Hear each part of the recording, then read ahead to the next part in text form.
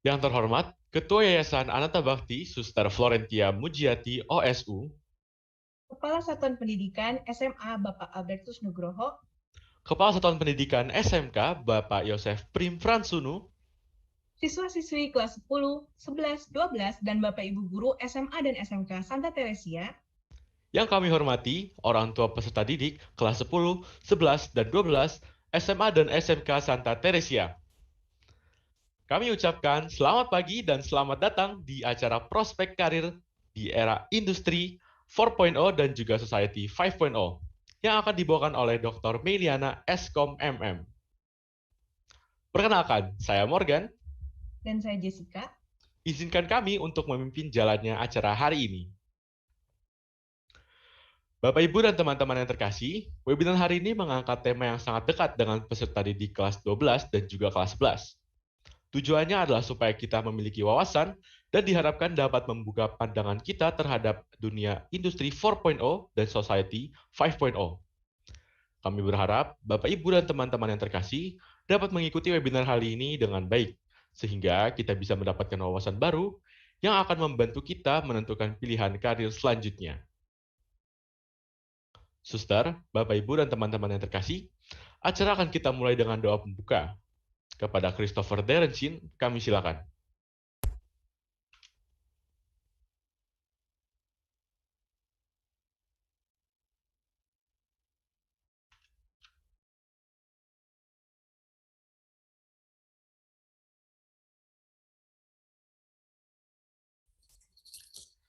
Suster, Bapak Ibu Guru, Bapak Ibu orang tua dan wali peserta didik, serta teman-teman yang terkasih. Sebelum kita memulai webinar kita pada pagi hari ini, ada baiknya kita berdoa terlebih dahulu. Doa akan saya pimpin secara Katolik. Bagi yang beragama non-Katolik, silahkan berdoa sesuai dengan iman dan kepercayaan masing-masing. Marilah kita bersatu dalam doa, dalam nama Bapa dan Putra dan Roh Kudus. Amin. Selamat pagi ya Bapa.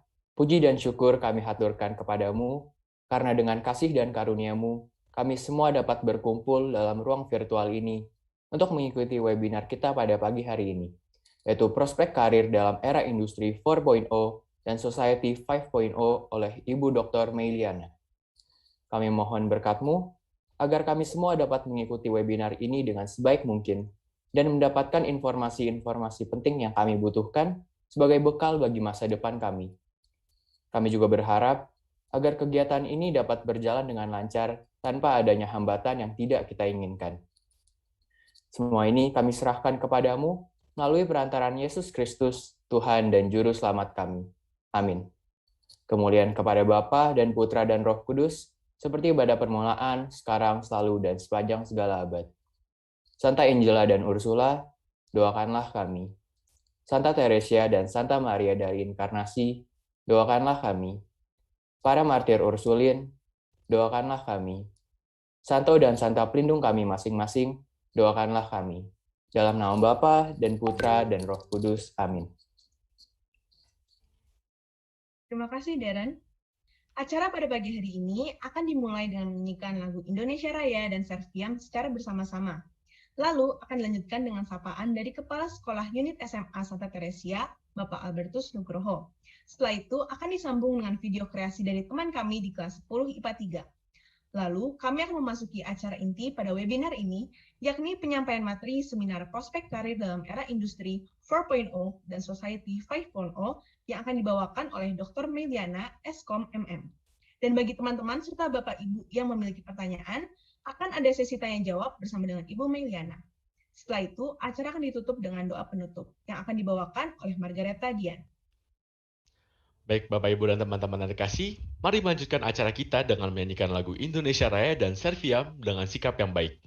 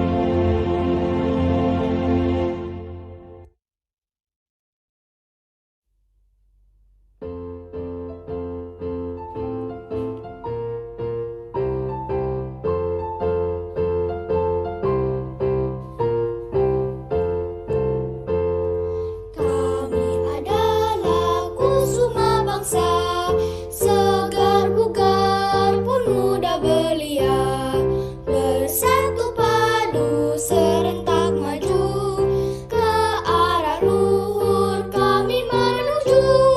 Kami sadari panggilan Tuhan, hidup suci menjadi teladan. Kristus pribadi yang menyinari, Maria Bunda pembimbing kami. Majulah, peganglah semboyan, Serviam, Serviam, tetap teguh Serviam. Kami adalah harapan bangsa, hidup subur di taman gereja. Pada kami berlimpah kurnia untuk menyimpan iman sentosa, iman laksana cahaya surya, ke seluruh dunia akan kubawa. Kristus pribadi yang menyinari, Maria Bunda pembimbing kami. Majulah, peganglah semboyan, Serviam, Serviam, tetap teguh Serviam.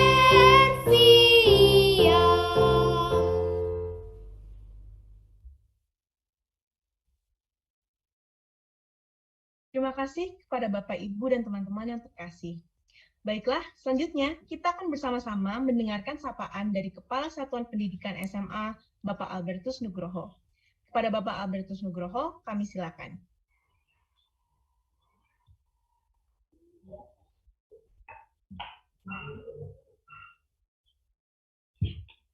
Terima kasih Morgan dan terima kasih Jessica.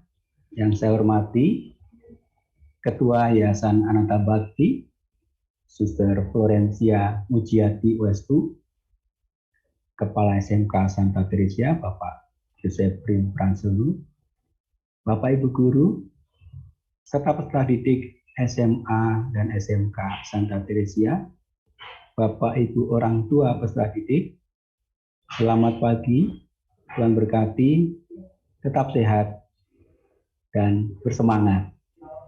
Di tengah-tengah kita hadir Ibu Dr. Meliana Wijaya, Eskom Magister Manajemen. Selamat datang Ibu. Semoga tetap sehat ya Bu. Saya mengucapkan syukur dan terima kasih atas Ibu berkenan hadir di tengah-tengah kami dalam memberikan pandangan, pembelajaran, dan apa yang perlu disiapkan dalam menghadapi era Society 5.0. Ini mungkin hal yang baru bagi anak-anak. Ya. Prospek karir yang perlu disiapkan, yang masih terbuka peluang dalam masa tersebut. Tentunya kita harus tetap belajar dari orang-orang yang ahlinya. Bapak, Ibu Guru, dan anak-anak yang terkasih, Society 5.0 yang digagas oleh negara Jepang. Ini saya baca waktu itu setahun yang lalu dalam proses penyiapan pelajaran saya sudah membaca adanya Society 5.0. Saya baru diresmikan 2 tahun yang lalu 2019 adalah resolusi atas industri 4.0. Industrinya maju, manusianya juga harus maju. Ya, tentunya ini yang perlu disiapkan sehingga gayung bersambut. Dalam menghadapi era Society 5.0, dunia pendidikan berperan penting dalam meningkatkan kualitas SDM. Selain elemen-elemen yang menjadi pemangku kepentingan dalam hal ini, termasuk sekolah. Bagaimana sekolah menyiapkan anak-anak atau peserta didik untuk siap dalam menghadapi era ini. Untuk menjawab tantangan revolusi industri 4.0 dan Society 5.0, dalam dunia pendidikan diperlukan kecakapan abad 21 yang kita kenal dengan 4C, creativity, critical thinking, communication, dan collaboration. Sementara itu, di abad 21 ini, kompetensi yang diharapkan yang harus dimiliki oleh pelajar adalah memiliki 6 literasi dasar. Literasi numerasi, sains, literasi informasi, literasi finansial, literasi budaya, dan kewarganegaraan. Kita sungguh prihatin, Indonesia termasuk nomor 1, tetapi nomor 1 yang jelek. Ya. Netizen Indonesia paling tidak beradab di Asia Tenggara. Nah, ini civility-nya yang masih perlu dibentuk. Tentunya ini bagian tanggung jawab dari pendidikan. Tidak hanya literasi dasar, tapi juga kompetensi lainnya yang mampu harus dikembangkan.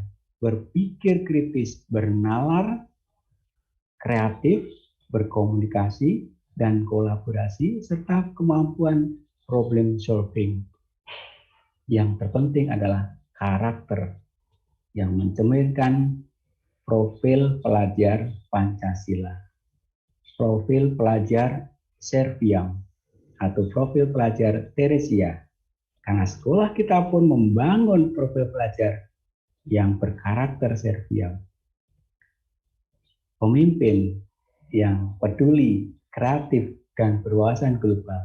Tentunya ini sangat sesuai dengan kebutuhan zaman. Society 5.0 dapat diartikan sebuah konsep masyarakat yang berpusat pada manusia yang berbasis teknologi. Bapak dan Ibu, kita pun dituntut untuk lebih inovatif dan dinamis dalam mengajar di kelas. Karakter-karakter ini dituntut di dalam Society 5.0 sejalan dengan visi dan misi kita serta Renstra Kampus Santa Teresia. Juga core value yang kita bentuk setiap hari. Integritas dan keberanian, ketangguhan. Itulah kunci sukses untuk menghadapi era industri 4.0 dan Society 5.0. Pertanyaan sebagai refleksi. Apakah aku siap membentuk diriku sebagai pribadi yang berintegritas, memiliki karakter berani dan ketangguhan dalam menghadapi tantangan zaman di saat ini? Selamat mengikuti seminar pada pagi hari ini. Semoga kita semua mendapatkan pembelajaran yang berharga dan bermanfaat dalam membentuk diri kita. Terima kasih sekali lagi Ibu Meliana. Tuhan memberkati dan selamat pagi. Terima kasih.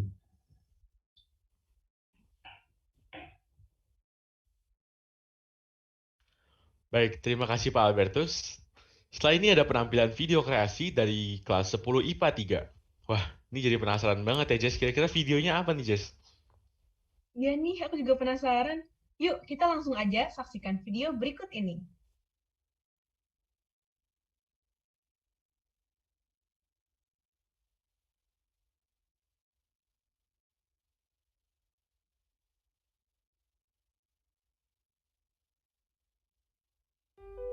There wasn't a time where I was my own person, but I was a child, and as any child should be, I was harmless, tactless, and selfish.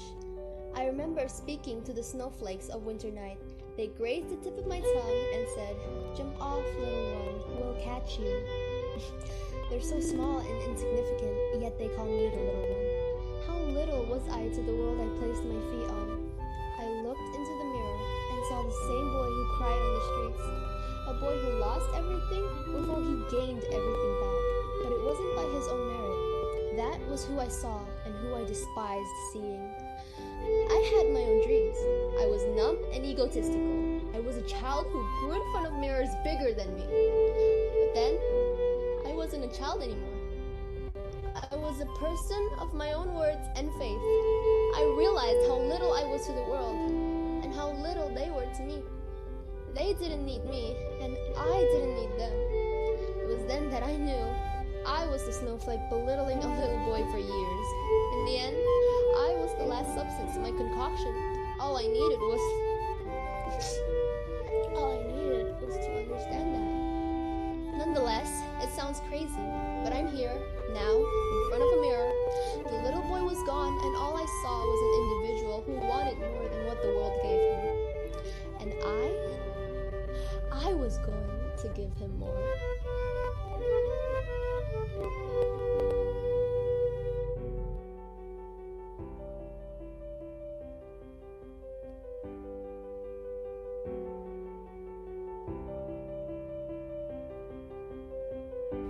There's a house we can build, every room inside is filled with things from far away.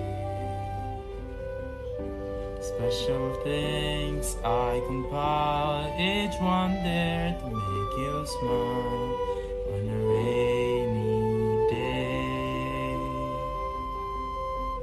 They can say it all sounds crazy. They can say we're false or minds. I don't care if they call us crazy. Run away the world that we design. Every night I lie in bed, the brightest colors fill my head. A million dreams are keeping me awake. I think of what the world could be, a vision of the one I see. A million dreams is all it's gonna take. Oh, a million dreams for the world we're gonna make. However big, however small, let me be part of it all. Share your dreams with me. You may be right, you may be wrong, but say that you bring me along to the road you see, to the road I close my eyes to see, I close my eyes to see. Every night I lie in bed, the brightest colors fill my head. A million dreams are keeping me awake. I think of what the world could be, the vision of the one I see. A million dreams is all it's gonna take. A million dreams for the world we're gonna make.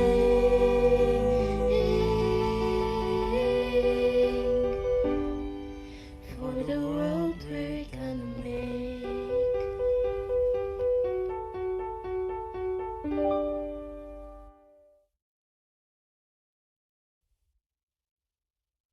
Wah, berbakat banget nih teman-teman kita di kelas 10 IPA 3.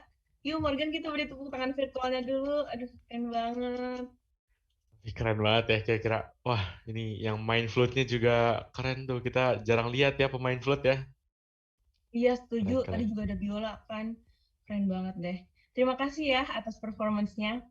Nah, Bapak, Ibu, dan teman-teman, sudah saatnya nih inti dari acara yang kita tunggu-tunggu akan segera dimulai. Bener banget tuh, Jess. Aku juga udah nungguin banget nih webinar kali ini. Karena jujur aku juga tertarik banget sama materinya. Siapa sih, Jess, kalau boleh tahu yang akan membantu webinar pagi ini? Yang akan memandu webinar pada pagi hari ini adalah Ibu Dr. Meliana Eskom MM. Beliau merupakan Vice Rector of Global Employability and Entrepreneurship di Bina Nusantara University. Maka mari kita sambut Ibu Meliana. Selamat pagi, Ibu. Selamat pagi, Ibu Meliana. Selamat pagi. Pagi, Bu.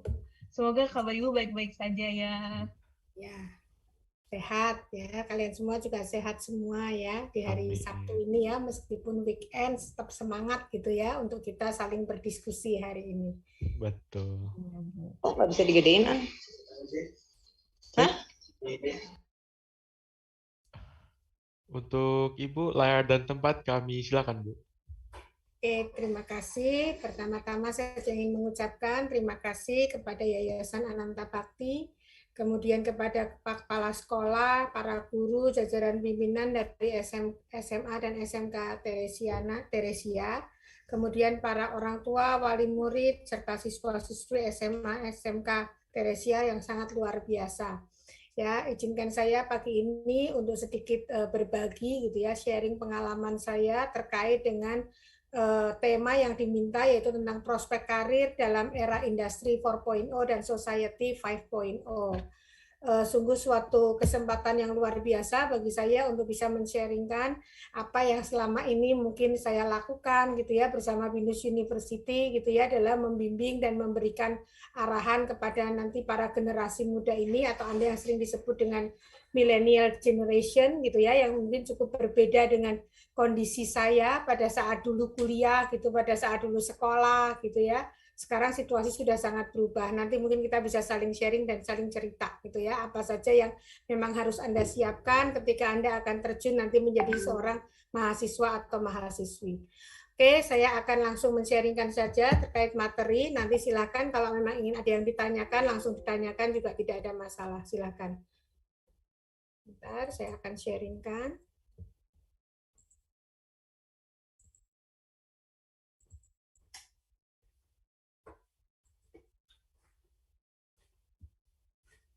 Apakah sudah terlihat? Sudah, Bu, sudah bisa dilihat. Ya, oke. Jadi sesuai tema yang diminta, prospek karir dalam era industri 4.0 dan society 5.0. Saya Meliana, saya saat ini di Binus University sebagai Vice Rector Global Employability and Entrepreneurship. Namun selain itu saya juga aktif mengajar menjadi dosen di program S1, S2, dan S3 untuk jurusannya adalah di Sistem Informasi dan Ilmu Komputer. Oke, seminar ini disampaikan kepada siswa-siswi SMA dan SMK Teresia pada tanggal 30 Oktober 2021. Mungkin sebelum kita lanjut ke acara saya ingin mengajak Anda untuk menonton 2 video terlebih dahulu. Video pertama akan bercerita tentang industri 4.0, seperti apa industri 4.0, dan video kedua nanti kita akan melihat sedikit terkait society 5.0.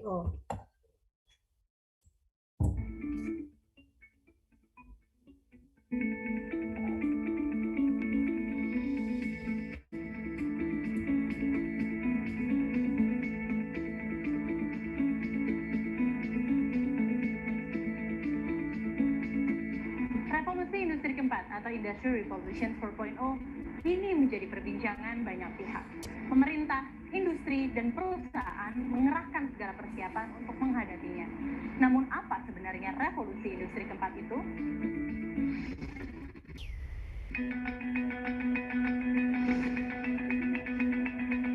Klaus Schwab adalah sosok yang pertama kali mengemukakan istilah itu kepada publik di pertemuan World Economic Forum 2016.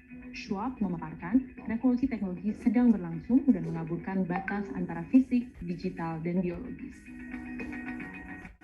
Sederhananya, revolusi industri keempat adalah bagaimana teknologi seperti kecerdasan buatan, kendaraan otonom, dan internet saling memengaruhi kehidupan manusia.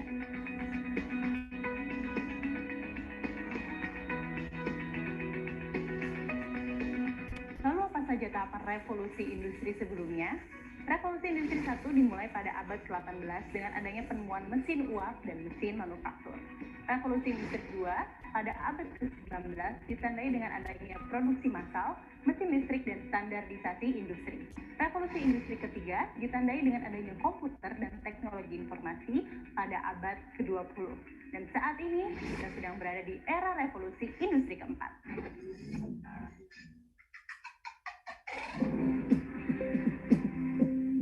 Hadirnya otomasi dan kecerdasan buatan di industri tentu memberikan potensi besar untuk melipat gandakan produktivitas tenaga kerja. Berbagai perusahaan besar dunia bahkan telah menggunakan robot dan kecerdasan buatan sebagai pekerja di lini produksinya. Saja Amazon, Tesla, Uber, DHL, Adidas, dan Nestle. Di Indonesia, operasional pabrik Suzuki Cikarang telah menggunakan teknologi robot.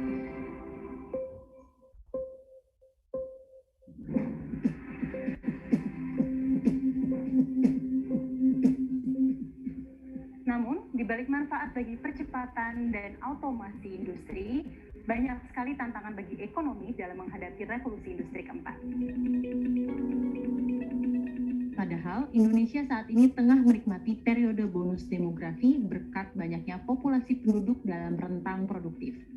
Booming ketersediaan tenaga kerja yang bersamaan dengan era revolusi industri 4 akan menjadi ancaman nyata bagi low skill workers atau profesi dengan jenis pekerjaan yang repetitif dapat dengan mudahnya tergantikan oleh mesin, robot, dan kecerdasan buatan.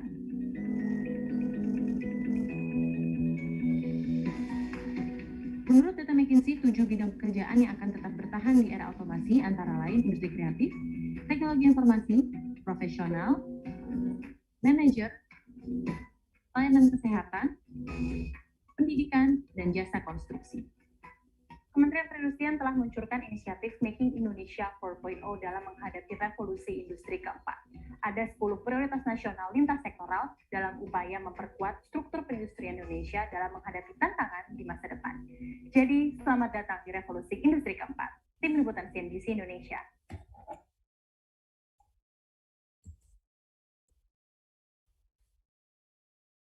Ya, itu tadi tentang Industri 4.0. Nah, berikutnya pemahamannya kita akan lanjutkan sebentar dengan video singkat terkait Society 5.0. こ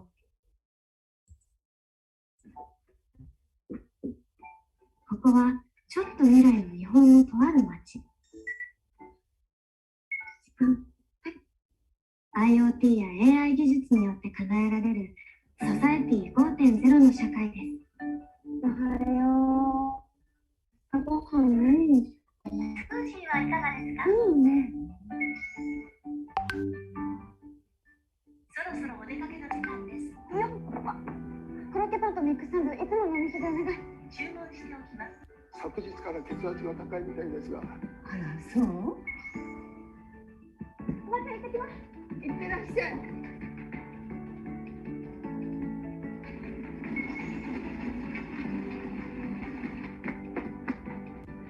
おはようございます。おはよう。はい、これ。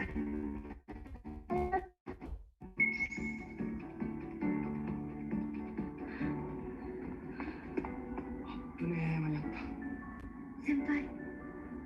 ああ、お前も男？はい。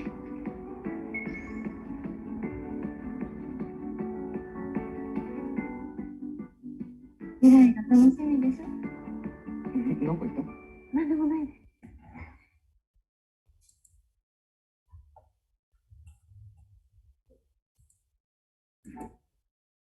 Ya, jadi kita bisa melihat bagaimana gambaran teknologi akan ada terus berada di sekitar kita.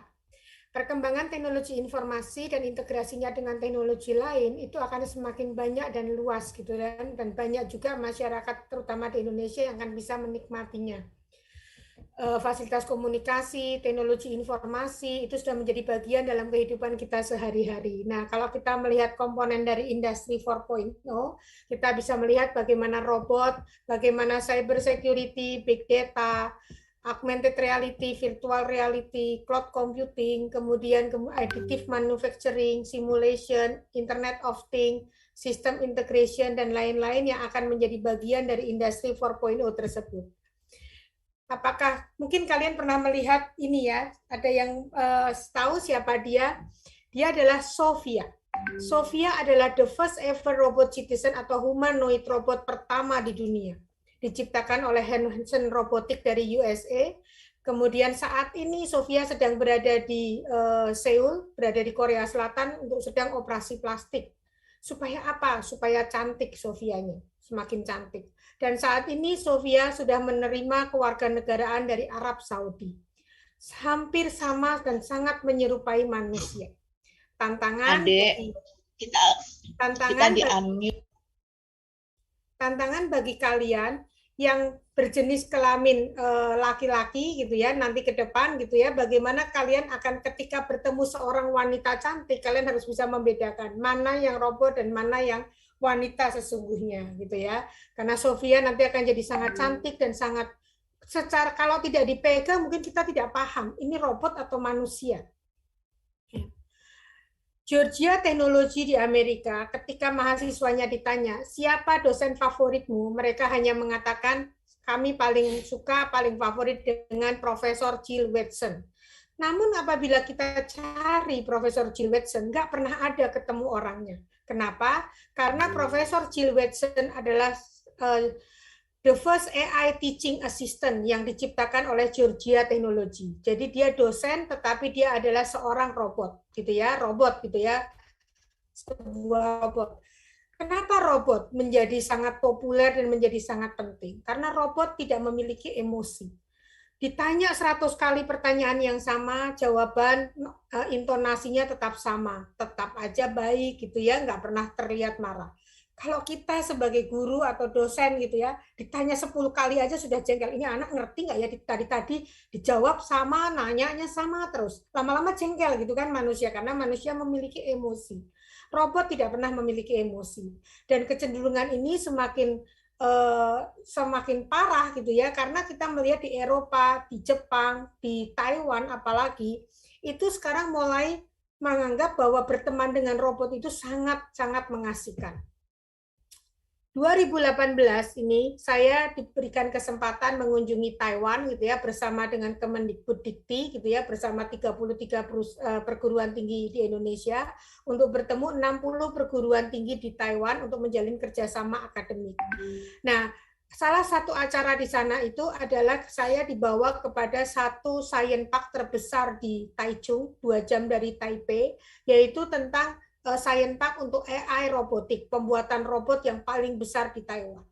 Di sana saya menemukan si robot kecil ini, robot yang sangat lucu gitu ya, ukurannya kecil gitu, dengar musik dia bisa joget-joget, disentuh dia bisa matanya melirik kanan kiri, bisa menimbulkan emoji cinta gitu ya.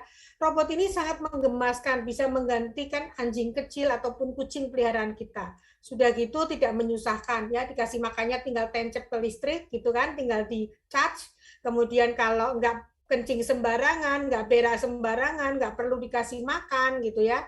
Dia dengan sangat-sangat menyenangkan. Dan ini fenomena ini bertumbuh sangat luar biasa di Taiwan, Jepang, dan Korea. Mereka menjadi malas untuk berteman dengan orang gitu ya. Mereka lebih suka robot karena robot itu setia. Robot tidak pernah selingkuh. Ya, jadi fenomena-fenomena ini yang perlu kita pahami gitu ya. Apalagi yang berbeda saat ini, blockchain. Mungkin kata blockchain menjadi sangat masih apa sih blockchain ya Bu gitu ya. Tapi kalau Anda dengar kata Bitcoin, apakah Anda pernah dengar kata Bitcoin? Pasti sudah tahu ya, mata uang yang sifatnya virtual. Di beberapa negara ini Bitcoin dan blockchain adalah ledger, atau kalau Anda tahu akuntansi ada pembukuannya, buku besar di belakang Bitcoin inilah yang disebut dengan blockchain. Di banyak negara saat ini Bitcoin dan blockchain itu sudah menjadi mata uang yang sah untuk alat pembayaran. Di Indonesia belum, karena undang-undangnya untuk Bitcoin baru dijadikan komoditas setara dengan emas, kelapa sawit, dan lain-lain. Jadi Menteri Perdagangan sudah mengatur untuk menjadi barang komoditas dari Bitcoin atau virtual money tersebut. Nah, di belakang Bitcoin itu ada sistem besar namanya blockchain. Saat ini blockchain bukan hanya untuk Bitcoin, tapi untuk mendeteksi ijazah palsu, mendeteksi obat palsu, spare part palsu di otomotif, ataupun kalau orang tua Anda memiliki tas Hermes atau berlian gitu ya, sertifikatnya itu semua dikendalikan dengan blockchain. Apa yang berbeda 10 tahun yang lalu dari hari ini? Dulu mungkin kita tidak bermain Pokemon, kita tidak bermain Mobile Legends, tidak bermain PUBG, tidak bermain Growtopia, dan lain-lain game-game Anda sekarang ini. Kita tidak pernah belanja online di Tokopedia, Blibli, Bukalapak, JD.id maupun Shopee gitu ya. Kita tidak pernah menggunakan ojek online, Gojek, Grab, tidak pernah menggunakan Airbnb, dan lain-lain. Tapi dipercaya atau tidak, perjalanan 10 tahun telah mengubah sejarah. Kondisi COVID mempercepat terjadinya perubahan tersebut. Sekarang Anda dengan sangat fasih, dengan sangat lancar menggunakan teknologi, baik itu untuk pembelajaran maupun untuk kehidupan Anda sehari-hari. Nah, World Economic Forum yang Anda lihat videonya di depan pada saat SWOS itu menjelaskan tentang revolusi industri, dia juga akan mengupas tentang skill-skill apa yang harus disiapkan dan apa yang akan hilang dan apa yang akan bertumbuh menuju tahun-tahun depan. Ini adalah berdasarkan report tahun lalu, Oktober 2020, ya. Di report ini menjelaskan prediksi skill yang akan muncul di tahun 2025, yaitu nanti pas ketika Anda sedang dalam masa perkuliahan maupun sudah mulai mendekati akhir perkuliahan, ya kan? Apa saja sih sebenarnya yang dibutuhkan untuk Anda bisa survive, untuk Anda bisa beradaptasi dengan kondisi Anda saat itu. Analytical thinking and innovation itu selalu muncul terus dan masih menduduki tempat pertama ya untuk skill yang harus Anda siapkan.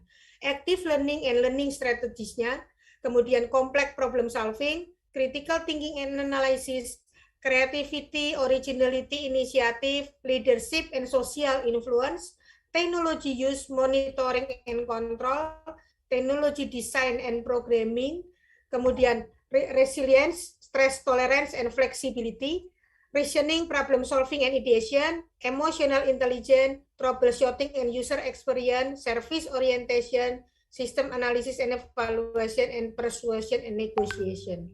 Ke-15 skill ini akan sangat mempengaruhi kalian dan akan sangat mendukung kalian apabila memiliki semua 15 skill tersebut.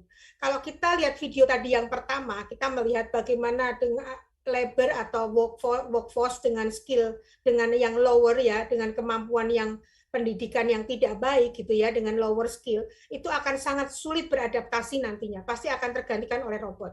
Siapa yang bisa mengalahkan robot dalam bekerja selama 24 jam? Manusia 8 jam aja capai, karena itu endurance. Kemudian bagaimana kita bisa mengalahkan robot yang sangat presisi? Kita manusia tidak sangat presisi terhadap robot ya dibandingkan robot. Jadi pasti akan digantikan. Sama semua pekerjaan-pekerjaan yang sifatnya repetitif atau berulang. Contoh sekarang ini kalau Anda melihat, apa sih pekerjaan-pekerjaan yang mulai hilang dari kita dibandingkan beberapa tahun yang lalu? Kita amatin. Dulu kita masih sering melihat tukang pos gitu ya, keliling perumahan, ya membagikan posnya. Sekarang hampir nggak ada gitu kan, sudah nggak ada lagi tukang pos tersebut. Karena email sudah menggantikannya. Penjaga tol ya sudah nggak ada karena Anda sudah sekarang pakai gate-nya yang otomatis. Dengan e-money Anda bisa lakukan pembayaran itu sendiri. Penterjemah ya, penerjemah sekarang hanya tinggal yang mungkin sworn translator yang disumpah ya, tapi kalau yang normal-normal sudah nggak perlu penerjemah Anda karena ada Google Translate ya. Dengan tip and tricks-nya Anda juga bisa mendapatkan hasil translation yang sangat luar biasa. Jadi pertanyaannya nanti, apakah betul Bu kita akan digantikan oleh robot seluruhnya? Enggak. Apabila Anda memiliki 15 skill ini, Anda pasti akan bisa bertahan. Anda tidak akan digantikan oleh robot. Nah, kalau kita lihat, 5 yang demand soft skill yang paling dibutuhkan di 2021 dan ke depan, yang pertama tadi creativity, ya berdasarkan CNBC. Persuasion, communication skill, collaboration, adaptability, kemampuan beradaptasi yang sangat baik, dan time management. Nah, bagaimana dengan skill yang paling dicari oleh perusahaan? Nah, hampir mirip kalau kita melihat kan berdasarkan data dari Forbes. Ya, dari Forbes, perusahaan mencari talenta-talenta atau workforce yang memiliki creativity, persuasion, collaboration, adaptability, 4 rata sama.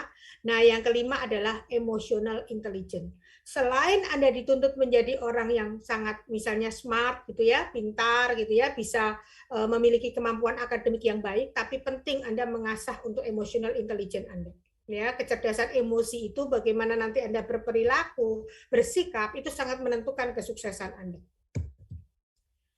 Nah, ini adalah berdasarkan data dari Deloitte tadi adalah Forbes, ini adalah perusahaan-perusahaan top dunia yang menjalankan riset-riset gitu ya. Soft skill yang dibutuhkan dalam pekerjaan di abad 21, kalau kita melihat hampir mirip-mirip semua, creativity nomor ya, kemudian ada teamwork, problem solving, writing, and research. Kemampuan Anda melakukan riset juga sangat diperhitungkan. Terutama ini juga sangat yang biru tua applied untuk satu profesi yang saat ini sedang naik daun. Kalau Anda tahu adalah data scientist. Semua perusahaan di seluruh dunia mencari ahli-ahli data scientist dengan harga salary yang sangat fantastis. Ya, kemampuan mereka apa? Hanya dua pokok kemampuan mereka, IT dan statistik.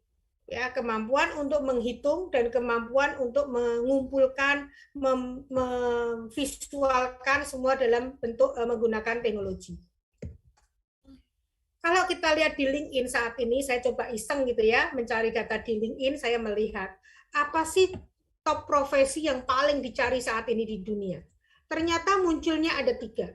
Yang pertama adalah blockchain developer tadi, dengan fenomenalnya Bitcoin dan blockchain ya, bahkan minggu lalu ya, 1 minggu lalu, persis hari Jumat yang lalu, itu nilai Bitcoin mencapai nilai tertinggi dalam sejarah dunia. Satu koinnya menyentuh hampir 900 juta something, hampir 1 miliar. Satu koinnya, Bapak Ibu bisa bayangkan, rekan-rekan mahasiswa bisa bayangkan gimana luar biasanya gitu ya perkembangan dari sebuah Bitcoin gitu. Nah, yang paling dicari adalah blockchain developer, demand growth-nya, permintaannya meningkat 33 kali. Yang kedua adalah machine learning engineer atau machine learning specialist, ini terkait dengan AI, meningkat 10 kali, dan data scientist atau data science manager itu meningkat menjadi 5 kali. Ya, nah apa saja top skill-nya? Ini adalah top skill secara hard skill-nya ya kan, kemampuan teknologi yang memang dibutuhkan.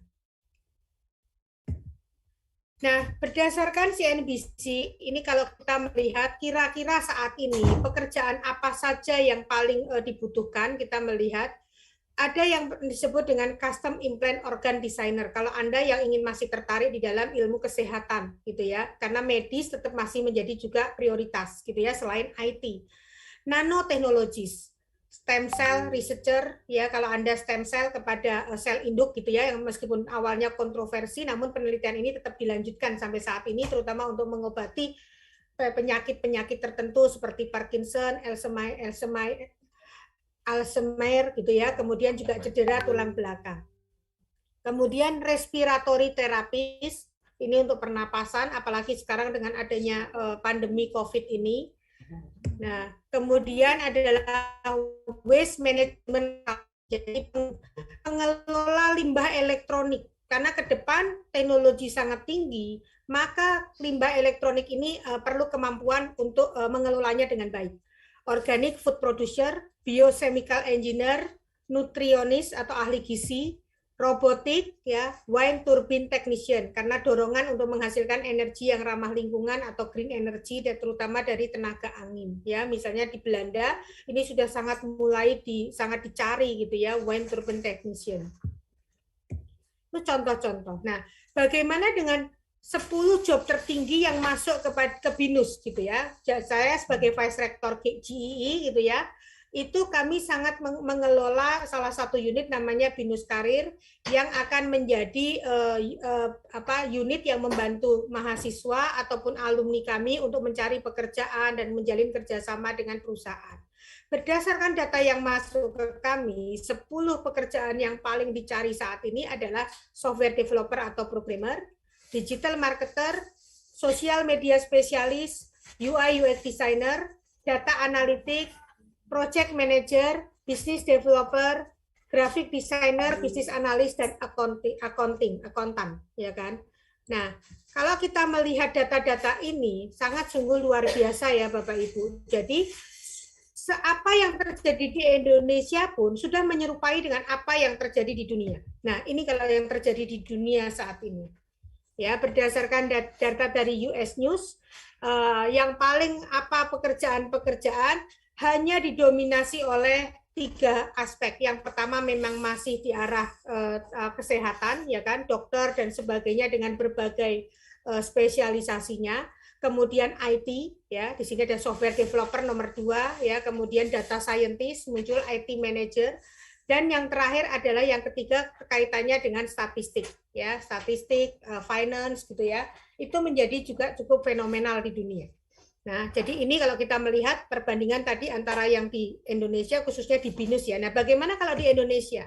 Nah, ini popular job kalau di Indonesia secara umum, guru masih menjadi tempat prioritas gitu ya. Kenapa? Karena mungkin banyak siswa-siswi di daerah masih sangat terobsesi dengan menjadi guru.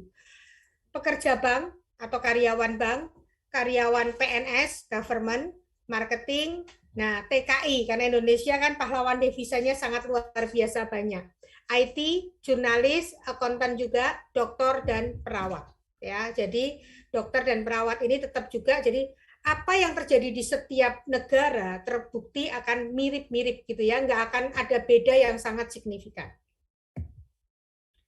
Selanjutnya pekerjaan apa yang akan dicari kalau kita melihat 10 tahun mendatang? Kita melihat ada 5 kekuatan fundamental yang akan sangat mempengaruhi area profesional di masa depan. Yang pertama, kita tahu bahwa permintaan penataan ulang organisasi itu akan mengubah jenis pekerjaan-pekerjaannya.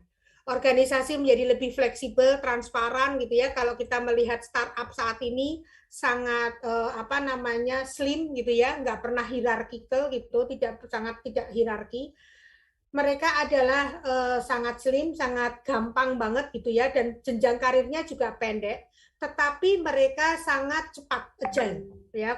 Kata kuncinya adalah agility, kecepatan berubahnya ya. Kalau kita melihat Tokopedia, melihat Gojek, Grab, kemudian mungkin Blibli dan lain-lain, Bukalapak. Jadi apa skill yang dibutuhkan? Pasti tadi ya, kalau kita bicara dengan skill-skill 15 skill tadi, creativity menjadi sangat penting. Ya, kemudian bagaimana sistem analisis and evaluation itu juga mempengaruhi. Nah, contoh jobnya apa saja akibat perubahan ini? Business process manager, operation manager, project manager, business sustainability expert, dan lain-lain. Sekarang ini nama profesi sangat beragam. Meskipun mungkin pekerjaannya mirip-mirip, tapi setiap perusahaan mungkin memiliki nama yang berbeda-beda.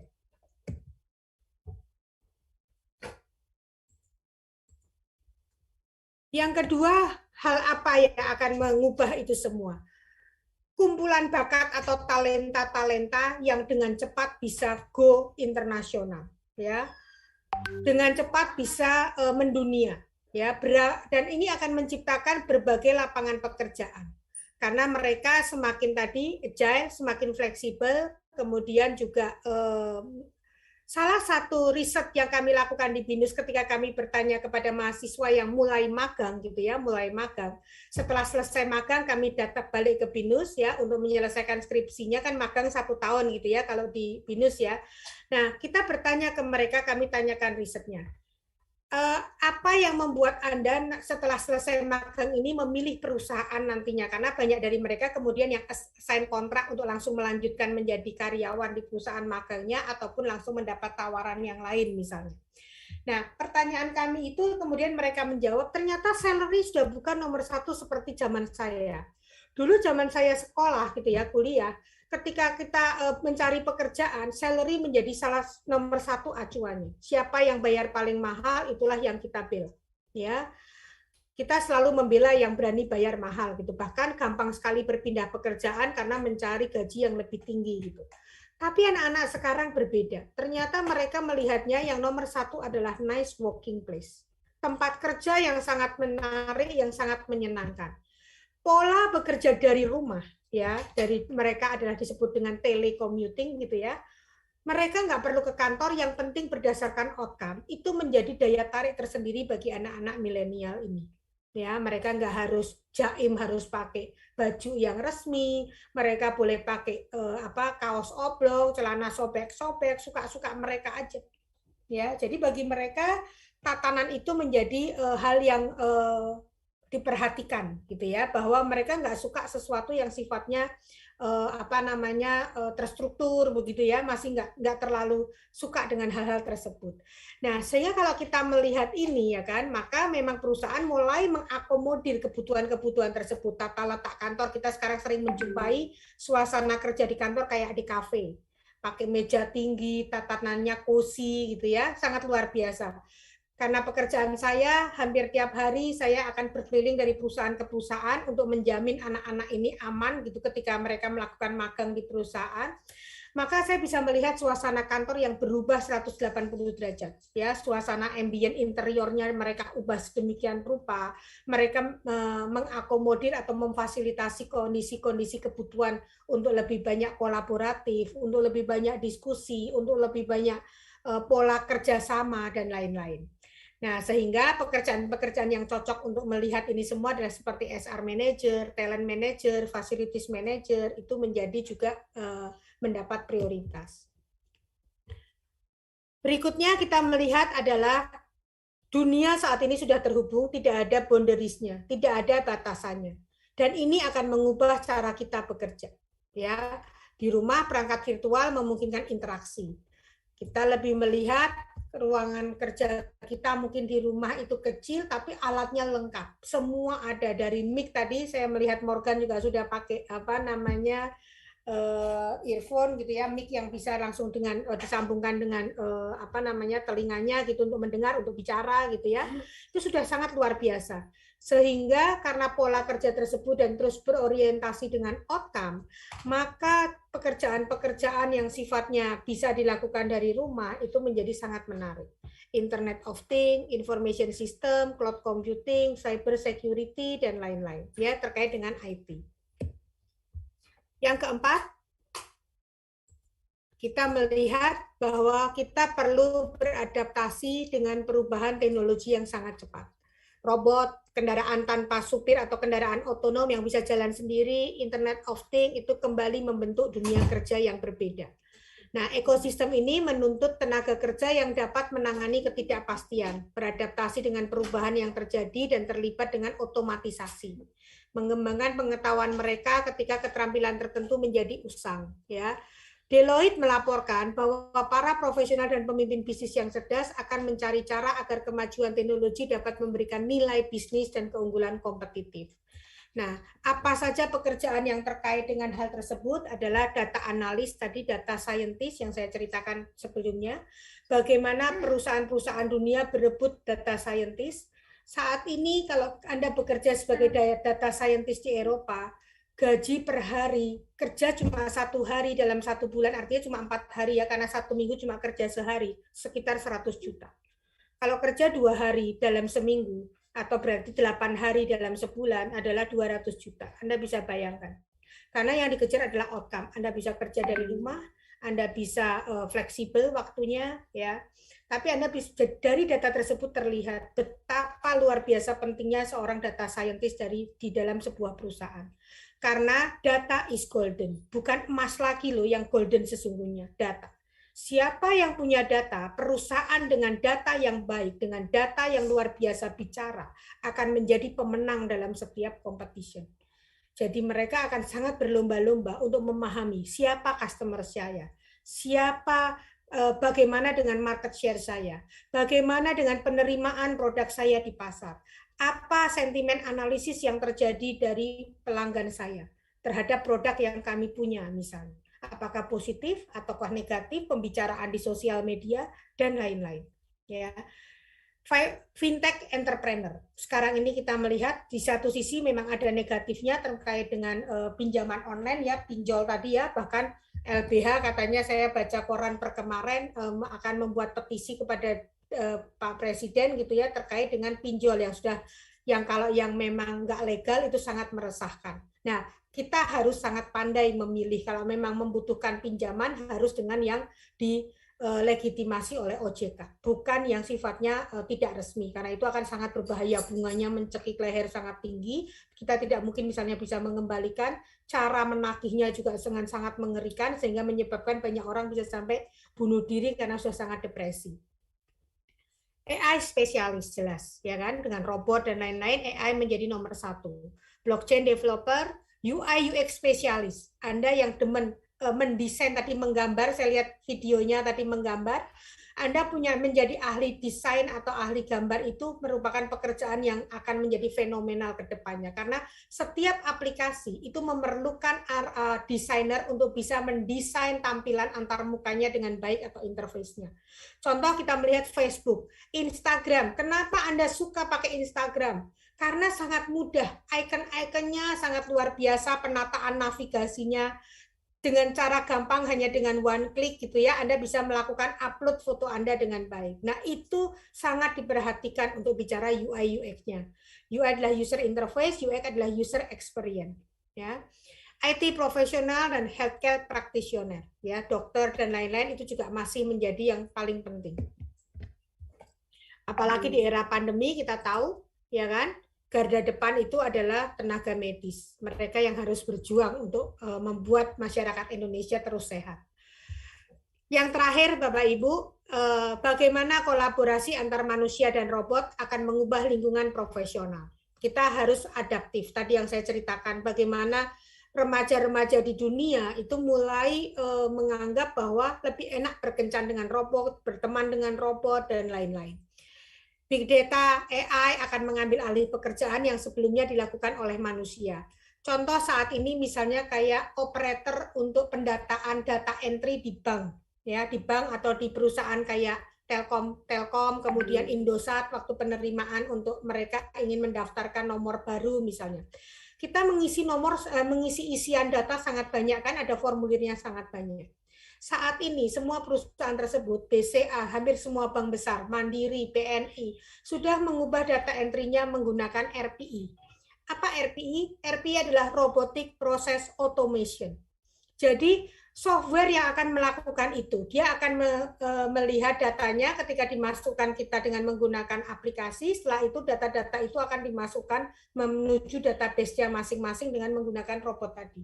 Dan itu mereka bisa melakukan kecenderungan yang sama, ya, karena mereka mempelajari pattern atau pola. Jadi artinya memang pekerjaan data entry seperti itu lama-kelamaan sudah tidak akan ada lagi, sudah habis. Nggak ada lagi orang dengan pekerjaan sebagai data entry. Mereka lebih suka menggunakan robot karena konsisten, presisi, ya kan, dan tepat waktu.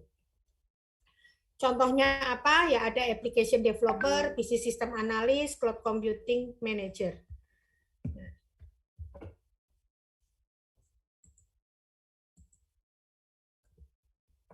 Kemudian apa yang harus disiapkan oleh putra-putri kita atau siswa-siswi Bapak Ibu, ya, Bapak Ibu guru gitu ya, dan siswa-siswi sekalian. Apa yang harus Anda siapkan?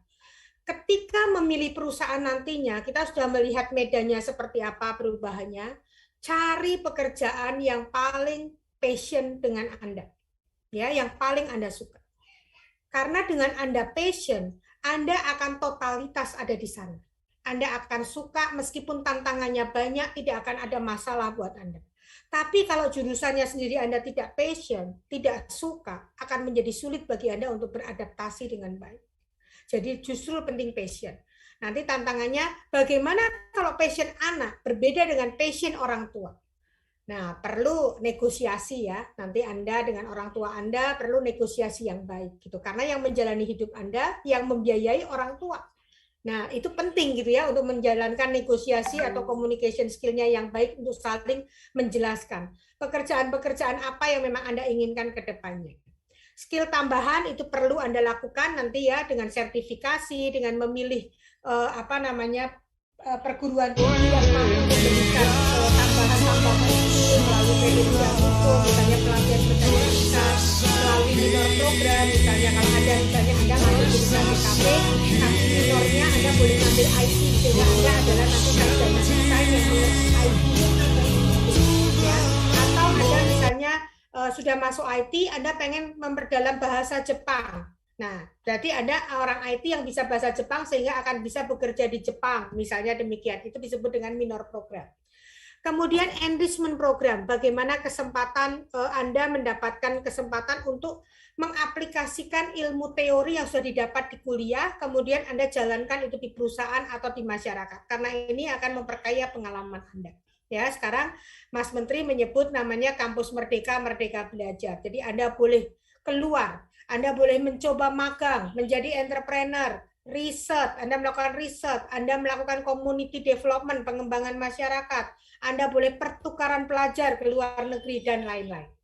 Dan yang penting adalah soft skill. Asahlah terus soft skill Anda, karena ini adalah kunci untuk sukses Anda 4 hal ini dalam mempersiapkan masa depan Anda. Oke, mungkin ini silahkan Anda foto. Kalau Anda ingin berhubungan dengan saya, silahkan feel free aja. Ada email saya di meliana@binus.edu. Itu ada nomor handphone yang ada WA saya. Ya, silahkan aja. Mungkin memang saya tidak bisa menjawab Anda real time, tapi pasti saya akan jawab tiap harinya selama ada WA yang masuk gitu ya. Saya akan baca tiap malam untuk menjawabnya. Silahkan saja. Ya.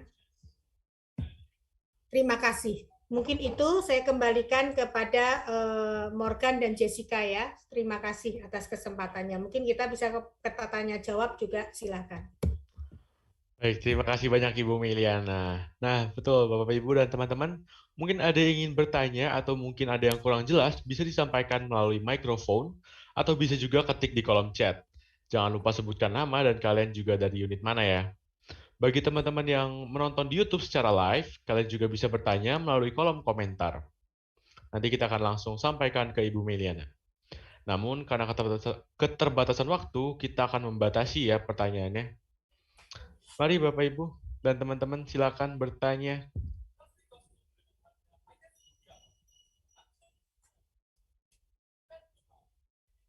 Silakan kalau ada yang masih kurang paham gitu ya dari penjelasan saya. Oke, boleh saya mulai ya Bu ya? Saya mau bertanya tentang sesuatu Bu. Untuk saya kan sekolah di SMK Bidang Pariwisata ya Bu ya? SMK Bidang Pariwisata, oke. Betul. Untuk prospek karirnya ke depan bagaimana Bu menurut Ibu? Ya, bagaimanapun pariwisata itu adalah tumpuan harapan Indonesia.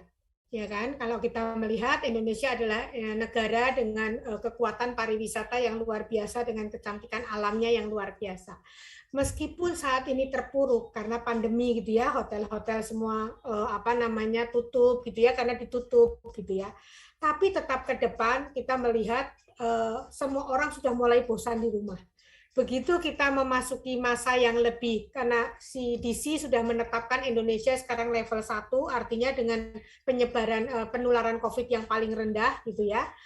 Orang menjadi semakin, dan mungkin sudah vaksin 2 kali, gitu ya, sudah merasa lebih aman selama menggunakan masker, maka orang sudah mulai suka melakukan perjalanan-perjalanan liburan. Kalau kita lihat animo mereka di sosial media gitu ya, posting di mana bahkan ke luar negeri juga sudah diizinkan di herd immunity sudah didapatkan terutama di Eropa, di Amerika, mereka sudah tidak lagi pakai masker gitu ya. Mereka sudah menganggap bahwa COVID ini sudah kayak flu biasa. Artinya pariwisata akan meningkat dengan cepat, terutama sekarang yang kita lihat adalah desa wisata. Ya kan? Nah, kalau Anda memang suka di sana, maka Anda bisa masuk ke dalam beberapa jurusan yang terkait itu. Yang pertama adalah misalnya tentang pariwisata itu sendiri, tourism, atau Anda masuk ke dalam hotel manajemen. Ya kan? Anda bisa masuk ke sana perhotelan, Anda bisa belajar bagaimana menjadi hotelier. Ya, karena hotel ini sekarang animonya juga luar biasa, mulai meningkat lagi. Jadi magang juga sudah dibuka semua gitu ya. Mereka sudah menerima magang karena meskipun masih melakukan dengan progres yang sangat ketat. Ya, itu Morgan jawaban saya. Jadi nggak usah khawatir, ke depan tetap akan tinggi. Apalagi orang bosan di rumah ya. Kata di rumah aja mereka kayaknya sudah mulai enggan gitu ya. Baik, betul sekali Bu. Saya juga diajarin oleh guru-guru saya bahwa ini pariwisata akan menaik pastinya ya Bu ya. Betul. Oke, ada pertanyaan mungkin Jessica bisa antarkan? Oke, ini ada pertanyaan dari unit SMA dari kelas 12 IPS 1 Miranda. Dia menanyakan, halo Bu, saya dari 12 IPS 1 mau bertanya, menurut Ibu, apa jurusan kuliah yang fleksibel yang bisa beradaptasi di masa yang mendatang? IPA ya Anda ya, karena Anda IPA, kalau yang paling fleksibel sebenarnya tadi. Kalau kita lihat dari trennya saat ini, memang ada 2 hal besar yang paling saat ini menjadi utama gitu ya. Yang pertama memang terkait tadi healthcare, kesehatan. Yang kedua adalah IT. Ya, kedua hal tadi akan mempengaruhi hidup Anda mungkin dalam masa sampai 5-10 tahun mendatang.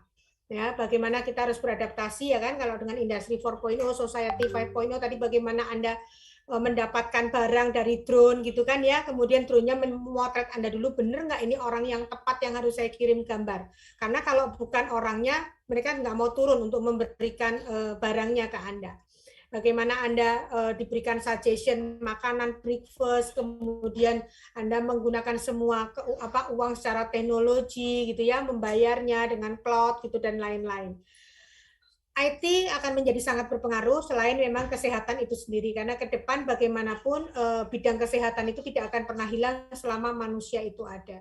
Termasuk nggak cuma dokter dan suster ya, tapi dalam hal semua spesialisasinya. Tadi saya jelaskan ada stem cell, ada nutrisionis gitu ya, itu menjadi juga sangat fenomena dalam 10 tahun mendatang. Baik Bu, kalau untuk yang IPS seperti apa ya Bu? Yang IPS, kan tadi IPA gitu ya, IPS ada lagi nggak? IPS juga bisa di IT. Sistem informasi itu salah satu juga bidang IT yang menerima anak-anak IPS. Jadi nggak usah khawatir. Sebenarnya kalau kita bicara, karena anak sistem informasi, kalau computer science itu kan programmingnya ya. Nah, bagaimana dengan information system? Tadi kan Morgan mengatakan pengen di sistem informasi juga gitu ya, sekolah kuliahnya gitu ya. Nah, sistem informasi itu lebih menjadi jembatan antara business user dengan orang IT-nya. Mereka paham, jadi mereka diberikan pemahaman bagaimana menjadi sistem analis, bagaimana menjadi bisnis analis. Nah, itu bisa diisi oleh anak-anak IPS. Karena tidak mewajibkan mereka memerlukan programming yang sangat luar biasa tinggi, tetapi yang penting paham saja dengan dasar programmingnya supaya nggak dibodoh-bodohin sama orang IT gitu. Ya, jadi selain itu anak-anak IPS sekarang ini juga yang sangat ngetren adalah tentang financial, ya kan? Financial juga luar biasa. Selain accounting itu sendiri, financialnya. Bagaimana Anda bisa berinvestasi untuk perusahaan itu menjadi tantangan tersendiri, karena kalau bicara finance itu bicaranya beda dengan accounting. Ya kan, finance dan accounting itu mirip tapi nggak sama. Finance lebih terkait dengan bagaimana kita memanfaatkan dana yang kita miliki untuk perkembangan investasinya di kemudian hari. Kalau accounting kan hanya pencatatan dari transaksi yang sudah terjadi saat ini. Nah, agak berbeda ya konteksnya ya, tapi dua-duanya juga sangat luar biasa. Meskipun ada beberapa pendapat nanti jangan-jangan hilang sebentar lagi. Mungkin data entry-nya bisa hilang, ya, orang yang melakukan data entry itu bisa hilang. Tetapi analisisnya, bagaimana kita menentukan investasi yang tepat bagi finance manager itu nggak akan bisa digantikan oleh robot. Ya kan? Apalagi ada intuitif di sana. Apakah saya mau main saham atau saya main reksadana atau saya main deposito saja misalnya, ya kan? Atau saya beli emas misalnya dan lain-lain. Itu nggak bisa digantikan oleh robot. Oke, gitu ya Jessica ya. Jadi banyak faktor, anak-anak sosial juga jangan khawatir, pekerjaan ke depan sangat banyak juga. Wah, menarik sekali Bu.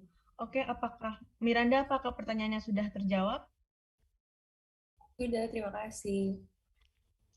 Oke, berarti nggak semua bidang IT itu memerlukan anak IPA ya Bu ya? Ternyata anak IPS juga bisa join ya Bu, seperti sistem informasi bisa. ya? Iya, sistem informasi bisa join anak IPS, silakan.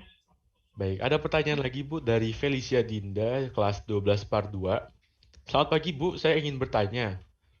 Saat ini dan di masa depan, pasti banyak posisi kerja yang bisa dikerjakan menggunakan teknologi, seperti pelayan yang bisa diatasi dengan robot dan sebagainya.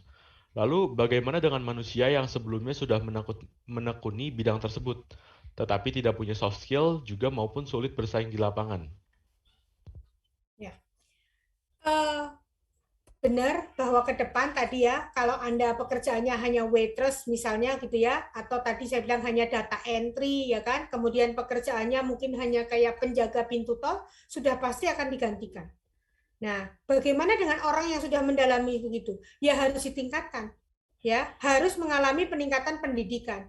Ada gap yang harus diisi gitu, ya kan? Nah, caranya bagaimana? Ya kalau mereka yang sudah terjadi dan nggak mau sekolah lagi, minimal generasi di bawahnya tidak akan mengulangi pekerjaan itu, gitu. Jadi Anda harus memikirkan pendidikan Anda dengan sebaik-baiknya gitu. Jangan sampai Anda cuma berhenti sampai di SMA saja. Sebaiknya tidak. Karena kemampuan analisa, SMA memang mungkin sudah semakin baik, tapi akan semakin baik kalau Anda diasah secara khusus dalam perguruan tinggi gitu. Ya, jadi, nah, apakah hanya dengan perguruan tinggi Bu jalannya? Enggak.